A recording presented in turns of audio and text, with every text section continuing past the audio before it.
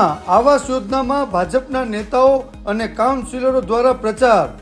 ઘોઘલામાં પ્રધાનમંત્રી આવાસ યોજના છે।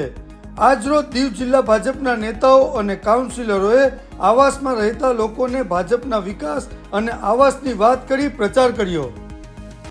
આપણે ભારતીય જનતા પાર્ટીને વોટ આપવાનો છે, બરાબર? આપણે આવાસ કોને આપ્યું? મોદીજી આપ્યું ને? કોને આપ્યું? મોદી સાહેબે। આપણે મોદીજી આપણું કેટલું ધ્યાન રાખે છે? ધ્યાન રાખે છે ને? તો આપણો વોટ કોને જવો જોઈએ?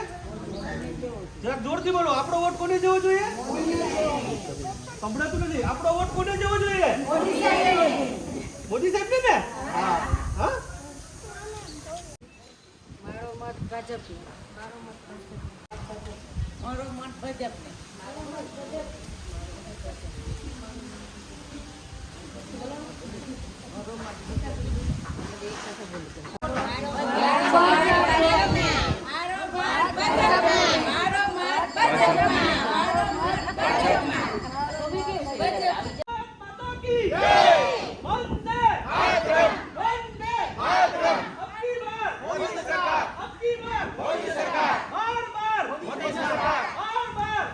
ભારતીય જનતા પાર્ટી અને ખાસ કરીને આપણા યશસ્વી વડાપ્રધાન નરેન્દ્રભાઈ મોદીજીનું સપનું હતું કે આપણા દેશને દરેકે દરેક ફિલ્ડમાં ક્યાં ને ક્યાં દુનિયા લેવલે પહોંચાડવા। એના અંતર્ગત આ એક સ્કીમ પણ હતી કે આપણે જે ગરીબ લોકો હોય કે જે ભવિષ્યમાં ક્યારેય પણ પોતાનું મકાન ન બનાવી શકે, એવું સપનું પણ ન રાખી શકે, પણ આપણા યશસ્વી વડાપ્રધાને ગરીબો માટે ઘણા બધી સ્કીમ લાવ્યા અને ગરીબ લોકોને ઉપર લાવવા માટે ઘણી બધી મહેનત કરી।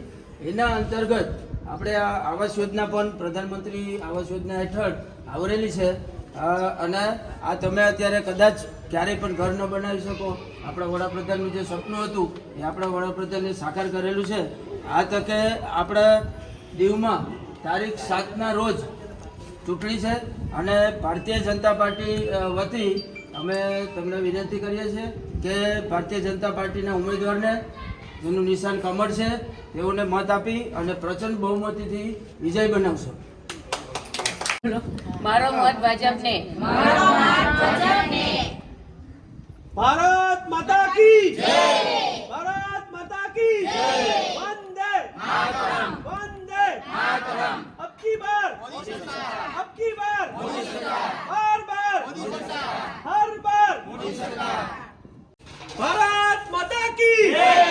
भारत माता की जय। वंदे मातरम। वंदे मातरम। अब की बार मोदी सरकार। अब की बार मोदी सरकार। મારું નામ ચિંતક રતિલાલ સોલંકી છે। હું પ્રદેશ યુવા મોરચાનો ઉપાધ્યક્ષ છું અને વોર્ડ નંબર 2 નો કાઉન્સિલર છું। મારો મત ભાજપને, મારો મત વિકાસને, મારો મત વિકસિત ભારતને।